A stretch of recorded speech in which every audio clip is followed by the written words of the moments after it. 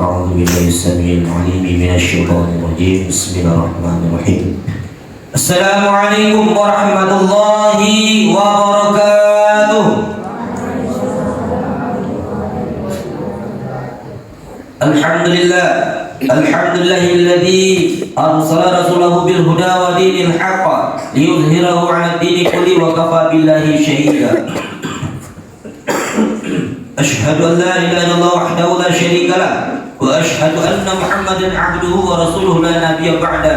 اللهم صل وسلم وبارك على سيدنا محمد وعلى آله عدد كمال الله وكما يليق بكماله.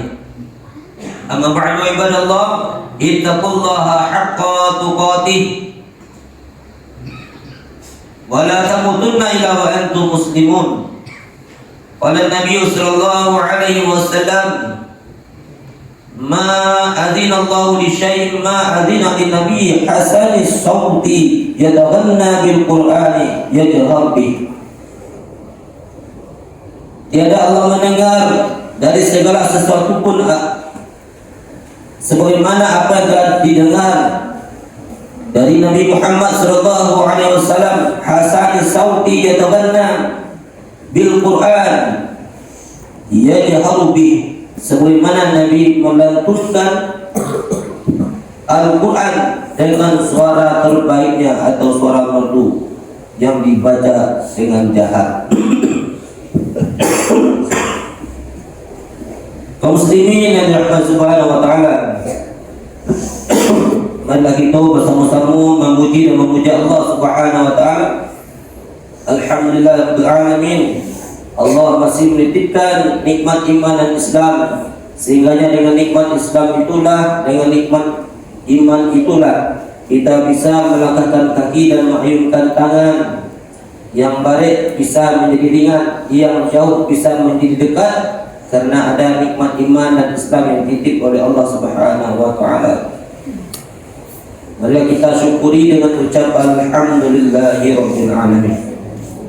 Kemudian salawat dan salam Allahumma salli ala Sayyidina Muhammad wa ala ali Sayyidina Muhammad. Semoga Allah sampaikan salam kita kepada baginda besar Muhammad sallallahu alaihi wasallam. Kaum muslimin yang dirahmati Allah Subhanahu wa taala, adab membaca Al-Qur'an menurut kitab At-Tibiyan yang berikutnya adalah Zayyinul Quran bi aswatikum, hiasilah bacaan Al-Quran dengan suara indahmu. Jadi bacalah Al-Quran dengan suara yang indah, karena Nabi Muhammad SAW menyampaikan kepada umatnya, kepada para sahabat, bahwasanya Allah itu indah, Allahu jamil wa yuhibbul jamil. Allah maha indah dan suka yang indah-indah. Sehingga ma azinallahu li syai'in, Allah akan suka, lebih suka mendengar dari segala sesuatu, sebagaimana ma'adzina lin nabiyyin hasan sauti yataghanna bil qur'ani yajharu bi, sebagaimana Nabi Muhammad sallallahu alaihi wasallam melantunkan suara Al-Quran dengan suara merdunya yang dibaca secara jahat.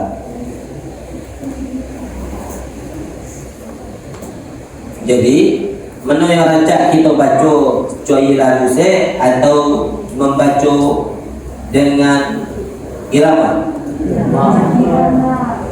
Irama dulu, ada irama tilawah seperti yang tadi, ada irama tartil. Nah, irama tartil kebanyakan yang kita pahami iramanya capek. A'udzu billahi minasyaitonir rajim. Bismillahirrahmanirrahim. Alhamdulillahirabbil alamin arrahmanir rahim. Itu bukan tartil. Tartila itu bahasa awalnya adalah pelan, santai. Jangan capek. Jadi Bapak Ibu, kalau Bapak Ibu kan memurajaah hafalan daripada anak-anak, Pak, ada anak menyetor hafalannya di rumah kepada kita dengan cara tartil, dengan cara perlahan, supaya bisa dinikmati. Pak Ibu hadirin yang dirahmati Subhanahu wa taala, kalau seandainya bacaan Al-Quran itu kita baca secara capek-capek banget, sehingga tidak memperhatikan yang namanya tajwid tadi, itu sama kita makan secara capek-capek, lain lama rasanya. Nah, kita di bagian, kita di apa namanya, di bagian oleh orang tua makanan kesukaan awak. Kemudian di orang tua awak disuruh ikut makan capek-capek. Terima kasih banyak. Disuruh makan capek-capek, lain lama rasanya. Seperti itu membaca Al-Quran. Kalau kita baca Al-Quran itu secara capek-capek, maka Al-Quran kita baca hanya sekedar menjadi beban. Artinya bakal capek selesai, tidak bisa kita padahal Allah sampaikan wa idza quliyat alaihi ayatuhu zadatuhum imanan. Apabila mereka membaca ayat-ayat kami, tanda-tanda kebesaran kami, zadatuhum imanan, bertambah iman mereka. Artinya bertambah yakin kita bahwasanya Allah ada. Artinya dengan bertambah yakin kita bahwasanya Allah ada, dengan sendirinya bertambah baik akhlak awak. Semakin banyak kita membaca Al-Quran, semakin baik akhlak awak.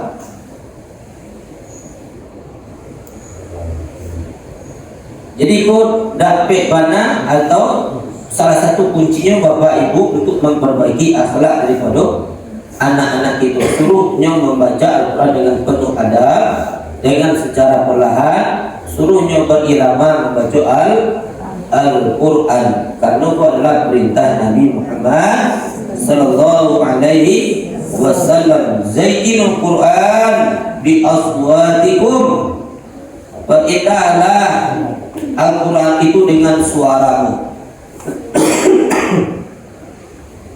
Kaum muslimin yang dirahmati Subhanahu wa taala, kalau kita memperindah bacaan Al-Quran, apa fadilahnya?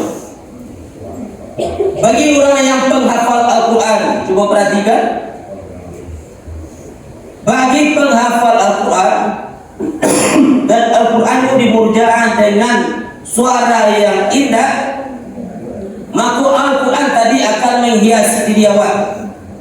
Maka Al-Quran tadi akan mengharumkan diri kita, hadirin yang dirahmati Allah Subhanahu wa taala. Itu banyak bukti Bapak Ibu kaum muslimin Subhanahu wa taala. Jadi jangan sampai Al-Quran kok hanya sekedar apa namanya, tren. Masuk pondok tahfiz anak-anak kawan, kita pun ikut masuk pondok tahfiz. Jangan Pak, jangan Ibu. Jangan sampai kita hanya ikut tren saja. Tapi bahas supaya kita mendapatkan keyakinan betul melalui Al-Quran. Dengan Al-Quran tadi hidup kita akan bertambah mudah. Hudan linas wa bayyinatin minal huda wal. Kalau kita sayang kepada kita dan saseknya besok kadang, maka kita beri pedoman dirinya kepada Al-Quran. Kita masukkanlah mereka ke pondok tahfiz. Alhamdulillah Bapak Ibu, kini kok baik dari ustaz dan ustazahnya, baik dari pemerintah negarinya, kini anak-anak kita bisa membaca Al-Quran dengan indah. Aku targetnya di akhir tahun ini Bapak Ibu, supaya anak-anak kita kok bisa membaca Al-Quran dengan indah. Kalau kita cari Pak, kalau kita cari Bu, saudara-saudara kita yang di Palestina Bu,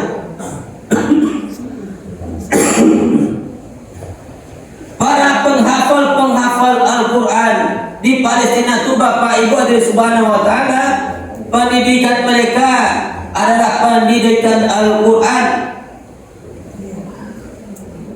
dan mereka baca Al-Quran itu dengan suara yang merdu, sehingga ketika mereka mati Bapak Ibu Allah Subhanahu wa taala, jasad mereka harum semerbak, berbau wangi. Biasanya kalau orang meninggal harum atau busuk bau jasadnya, busuk. Para penghafal Al-Quran bau jasadnya wangi. Itu merupakan tanda-tanda kebesaran Allah Subhanahu wa taala, membuktikan bahwasanya Islam itu memang betul-betul benar. Agama yang paling benar indallahi Islam. Agama yang paling diridhoi oleh Allah Subhanahu wa taala, yang paling benar, yang paling betul hanyalah agama Islam. Itu membuktikan Islam itu agama yang benar. Artinya mereka di Palestina Pak Ibu tidak takut mati dari itu. Malah yang cari itu mati dalam keadaan mati syahid. Karena apa? Karena mereka setiap rumah mereka sudah ada penghafal Al-Quran. Pengorbanan mereka jauh banyak Bapak Ibu, dan jauh lebih besar untuk mendapatkan yang namanya agama.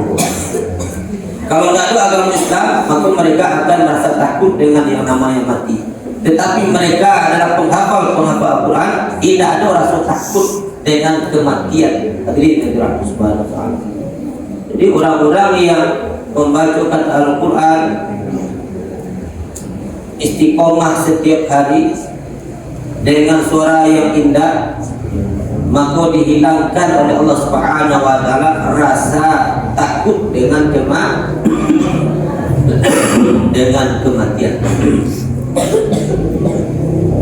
Allah Subhanahu wa taala sebagaimana hadis dari Nabi Muhammad SAW, al-jahilu bil Quran kal jahili bis sadaqah. Orang yang membaca Al-Quran dengan jahat, dengan suara yang lantang, dengan suara yang merdu, seperti bersedekah dengan terang-terangan. Wal musirru bil Quran, siapa yang membaca Al-Quran dengan suara yang pelan, kal musirru bis sadaqah, ibarat kita bersedekah dengan secara diam-diam.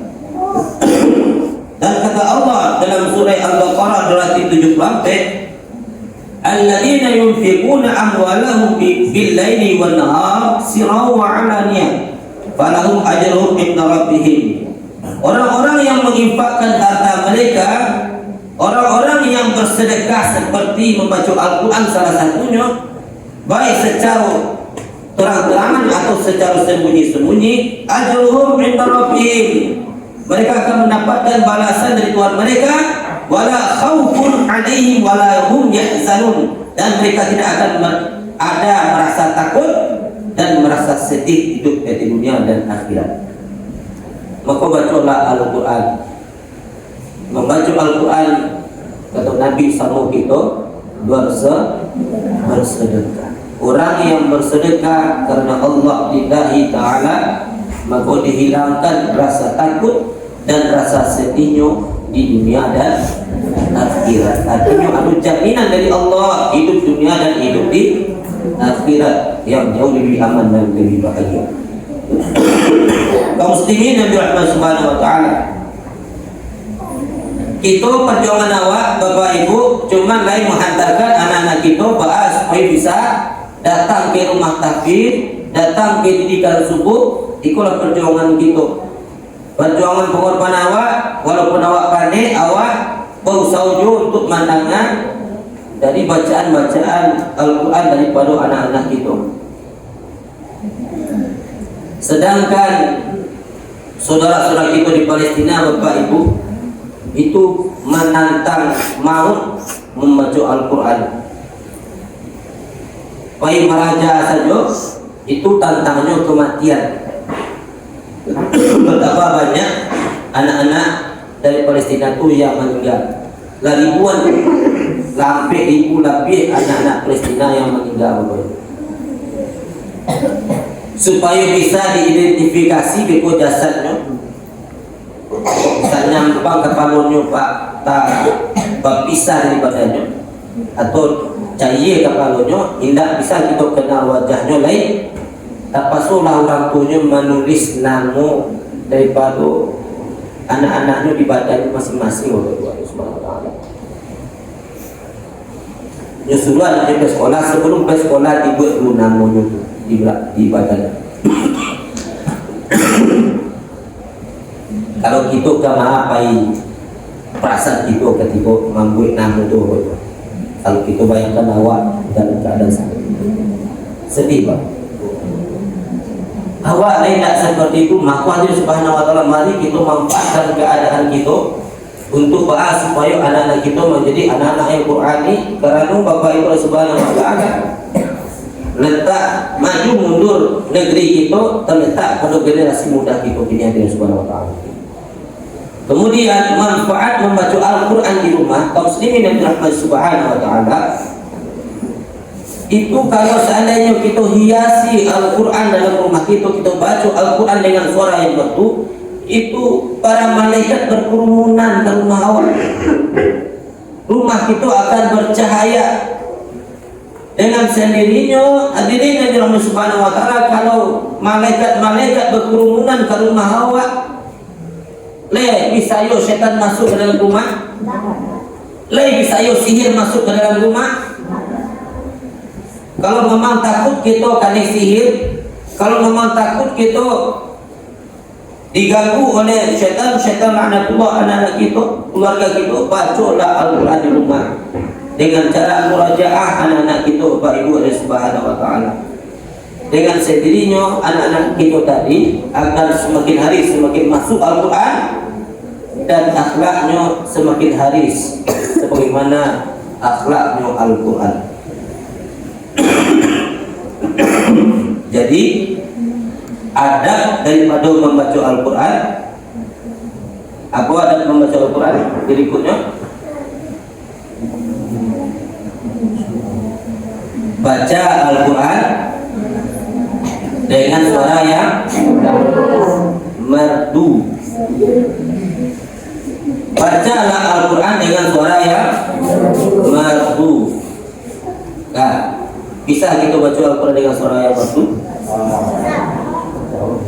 Ingin matinya dalam keadaan meninggal dalam keadaan husnul khotimah, matinya dalam keadaan bercahaya wajahnya, dalam keadaan senyum, dalam keadaan badannya baunya harum, maka bacalah Al-Quran dengan indah. InsyaAllah hidup kita akan menjadi indah dan mati pun akan menjadi indah.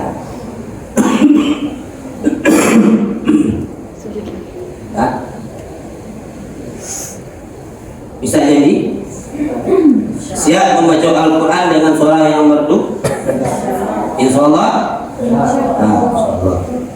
Jadi jangan terlalu cepat, agak dibaca tidak bahado, asalkan tajwid makhraj hurufnya jangan sampai salah dan tidak menghilangkan keindahan dalam membaca Al-Quran.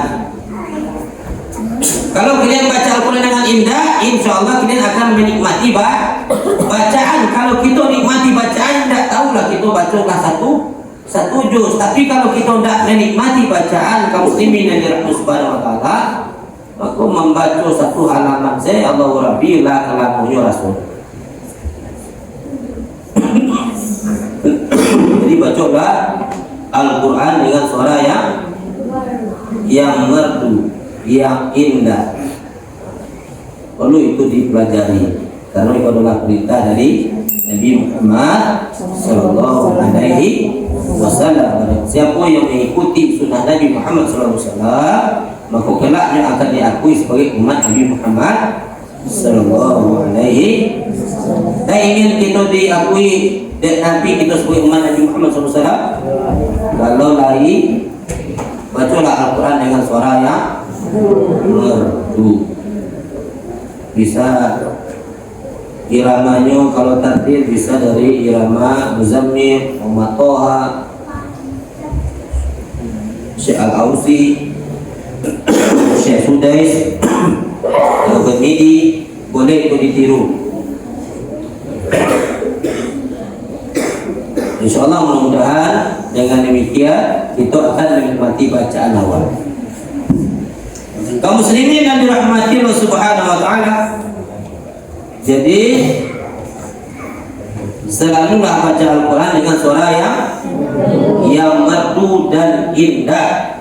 InsyaAllah hidup itu akan indah dan mati pun akan indah.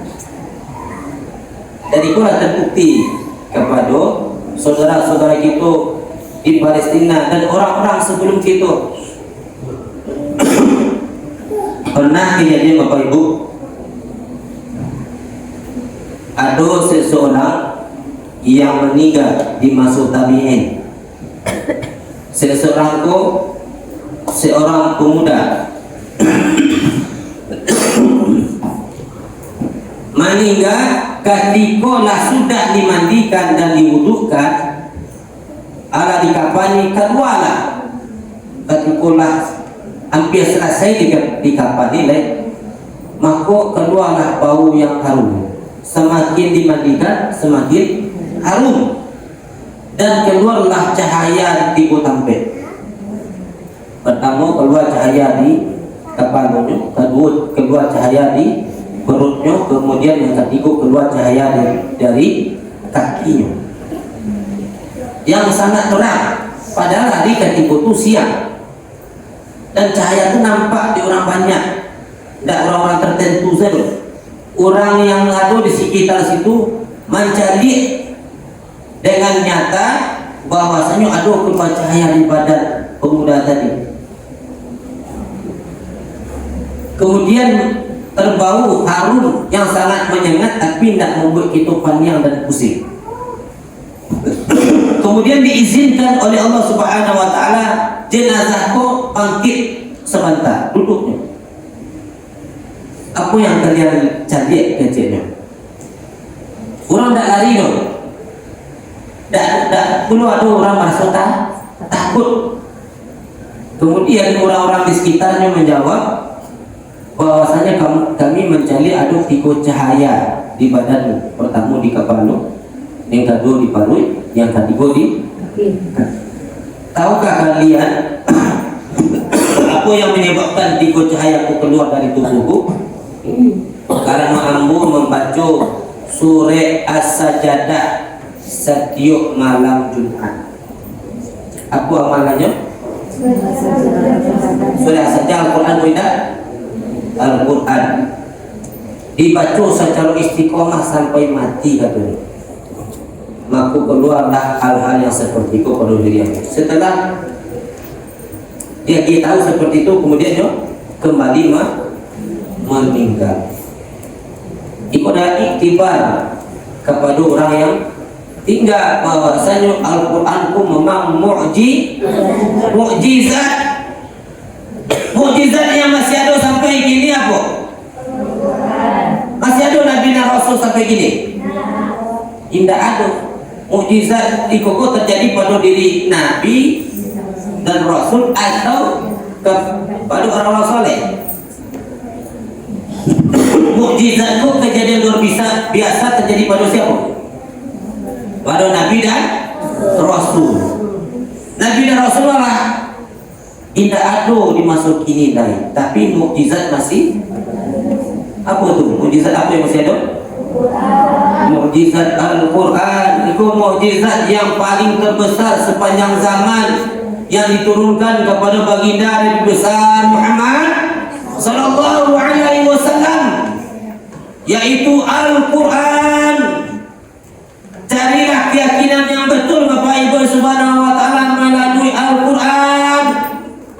Ciri-ciri orang yang bertakwa itulah adalah alladzina yu'minuna bil ghaib. Kalau belum terbentuk keyakinan yang betul terhadap Allah Subhanahu wa ta'ala, bagaimana bisa kita menyembah Allah dengan betul? Wa yuqimuna shalah wa mimma razaqnahum yunfiqun. Percaya dengan hal yang gaib, salah satunya amalkan Al-Quran. Insya Allah akan terjadi keajaiban-keajaiban dalam kehidupan kita ketika kita amalkan Al-Quran dengan ikhlas, dengan lapang, dengan merdu, dengan yuk kita nikmati bacaan Al-Quran awak, amalan Al-Quran awak. Insya Allah kita akan bersebut dengan keajaiban-keajaiban dalam kehidupan kita, dan keajaiban-keajaiban itu akan membentuk keyakinan-keyakinan hakul yakin kepada Allah Subhanahu wa ta'ala. Mungkin sampai situ dulu Bapak Ibu Subhanahu wa ta'ala. Tadi Bapak Ibu Subhanahu wa ta'ala, kita doakan saudara-saudara kita yang ada di Palestina, mudah-mudahan ditolong oleh Allah Subhanahu wa ta'ala. Kita tidak bisa ke situ, doa yang bisa kita aturkan kepada Allah Subhanahu wa ta'ala untuk saudara-saudara kita. Bagi siapa yang mencelik kemungkaran, indah ada sakit alapun aksinya, maka kemungkaran itu lama jo lambat akan mendatangi diri awak. Kalau kita mencelik kemungkaran, kalau tidak ada aksi awak Bapak Ibu Subhanahu wa ta'ala, maka kemungkaran itu lama jo lambat akan mendatangi kehidupan awak. Maka agilah aksi supaya kemungkaran itu jangan sampai datang kepada awak. Bagaimana caranya? Biadi kita cegah kemungkaran itu dengan tangan awak. Fa'ilam yastati', kalau tak mampu, tak sanggup awak, dengan tangan awak, dengan kekuasaan yang ada pada diri kita, diri yang dirahmati Subhanahu wa ta'ala, tapi lisani, dengan mulut awak, dengan mengajak orang-orang bagi tahu berita yang sebenarnya. Kalau tak yo mampu awak di situ, fa illam yastati' fa bi qalbihi. Ikulah aful iman kata Nabi. Iku saranda-randa iman. Sakurang-kurangnya kita doakan. Mudah-mudahan Allah Subhanahu wa ta'ala bantu saudara-saudara kita, dan mudah-mudahan Allah Subhanahu wa ta'ala menyelamatkan kita dari fitnah akhir zaman. Marilah kita berdoa, membaca umur Al-Quran saudara kita, dan berdoa di dalam hati kita masing-masing. Al-Fatihah. Bismillahirrahmanirrahim. Bismillahirrahmanirrahim. Alhamdulillahirabbil alamin. Ya na'budu wa iyyaka nasta'in. Ihdinas siratal mustaqim. Alaihi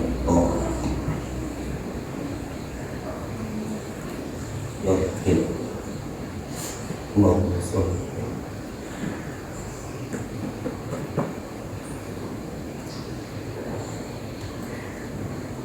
A'udzu billahi as-sami'il 'alim minasy syaithanir rajim. Bismillahirrahmanirrahim. Alhamdulillahirabbil alamin wal 'aqibatu lil muttaqin. Wassalatu wassalamu ala asyrafil anbiya'i wal mursalin wa ala alihi wa sahbihi ajma'in. Allahumma ya Allah astajib du'ana ya Allah kama stajib doa Nabi Muhammad sallallahu alaihi wasallam. Allahumma salli wa sallim wa barik ala Muhammad wa ala alihi adada kamalillahi wa kama yaliqu bi kamalihi. La haula wa la quwwata illa billahil aliyyil azim. Allahumma ansurna wal muslimina wal muslimat wal mu'minina wal mu'minat fi kulli makan wa fi kulli zaman, khususan ya Allah ikhwanina fi Palestin. Wa ansurna wa lahum ya Allah fa innaka khairun nasirin. وانصرنا ولهم يا الله فإنك خير الناصرين. وانصرنا ولهم يا الله برحمتك يا أرحم الراحمين. اللهم يا الله انصرنا والمسلمين والمسلمات والمؤمنين والمؤمنات في كل مكان وفي كل زمان، خصوصا إخواننا في فلسطين يا الله. فإنك خير الناصرين يا جبار يا ناصر يا الله يا مجيب السائلين وانصرنا ولهم يا الله فإنك خير الناصرين وانصرنا ولهم برحمتك يا أرحم الراحمين ارحمنا يا الله ارحمنا يا رحمن ارحمنا يا رحيم ارحمنا يا الله ولهم إخواننا في فلسطين يا الله برحمتك يا أرحم الراحمين ربنا آتنا في الدنيا حسنة وفي الآخرة حسنة وقنا عذاب النار سبحان ربك رب العزة عما يصفون وسلام على المرسلين والحمد لله رب العالمين.